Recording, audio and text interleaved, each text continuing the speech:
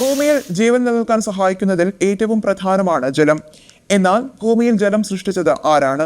ഭൂമി ജലം സ്വയം സൃഷ്ടിച്ചതെന്നാണ് പുതിയ പഠനം പറയുന്നത്. ശീതീകരിച്ച ധൂമകേതുക്കളോ ചിഹ്നഗ്രഹങ്ങളോ വരണ്ട ഭൂമിയിലേക്ക് വെള്ളം കൊണ്ടുവന്നു എന്ന സിദ്ധാന്തത്തിന് വിരുദ്ധമായി ഭൂമി സ്വന്തം ജലം വികസിപ്പിച്ചെടുത്തതായാണ് പുതിയ പഠനം പറയുന്നത്. മറ്റു ഗ്രഹങ്ങളിൽ നിന്ന് വ്യത്യസ്തമായി ജീവൻ നിലനിർത്താൻ ആവശ്യമായ ജലം ഭൂമിക്ക് എവിടെ നിന്ന് ലഭിച്ചു എന്നത് വലിയ ചോദ്യമായിരുന്നു. ശാസ്ത്രലോകം അടുത്ത കാലം വരെ വിശ്വസിച്ചിരുന്നത് ബഹിരാകാശത്തു നിന്നുള്ള ചിഹ്നഗ്രഹങ്ങളുടെ ഭൂമിയിലേക്കുള്ള വരവാണ് ഭൂമിയിൽ ജലത്തെ എത്തിച്ചത് എന്നായിരുന്നു.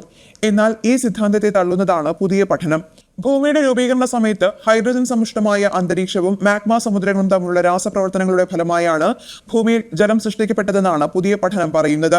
അതായത് ഭൂമി തനിക്ക് ആവശ്യമായ ജലത്തെ സ്വയം സൃഷ്ടിച്ചുവെന്നും അതിന് പുറത്തുനിന്നും സഹായം ലഭിച്ചിട്ടില്ലെന്നും ഈ പഠനം അവകാശപ്പെടുന്നു.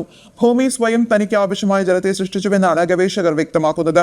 പ്രോട്ടോ അറ്റ്മോസ്ഫിയറിൽ വെച്ച് മാഗ്മ സമുദ്രവും മോളിക്യുലർ ഹൈഡ്രജനും തമ്മിൽ നടന്ന രാസസംയോജനത്തിന്റെ ഫലമായി ഭൂമിയുടെ പുറംപാളിക്ക് ചുറ്റും അതുവരെയുണ്ടായ ഹൈഡ്രജൻ ആവരണം അതോടെ ഇല്ലാതാകുന്നുവെങ്കിൽ സ്വന്തം കയ്യൊപ്പ് ചാർത്തിയാണ് ഹൈഡ്രജൻ വിടവാങ്ങിയതെന്നും ഗവേഷകർ വിശദീകരിക്കുന്നു.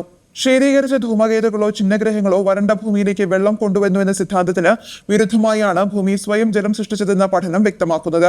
ഭൂമിയുടെ ഗ്രഹരൂപീകരണത്തിന്റെ തുടക്കത്തിൽ മാഗ്മ സമുദ്രവും തന്മാത്ര ഹൈഡ്രജനും പ്രോട്ടോ അന്തരീക്ഷവും തമ്മിലുള്ള പ്രതിപ്രവർത്തനം വലിയ അളവിൽ ജലത്തിന് കാരണമാവുകയായിരുന്നു. നേച്ചർ ആസ്ട്രോണമി ജേണലിൽ അടുത്തിടെ പ്രസിദ്ധീകരിച്ച ഒരു പഠനം പോലും സൂചിപ്പിച്ചിരുന്നത് അസ്ഥിരവും ജൈവസമ്പന്നവുമായ സി ടൈപ്പ് ചിഹ്നഗ്രഹങ്ങൾ ഭൂമിയിലെ ജലത്തിന്റെ പ്രാഥമിക സ്രോതസ്സുകളിൽ ഒന്നായിരിക്കാം എന്നായിരുന്നു.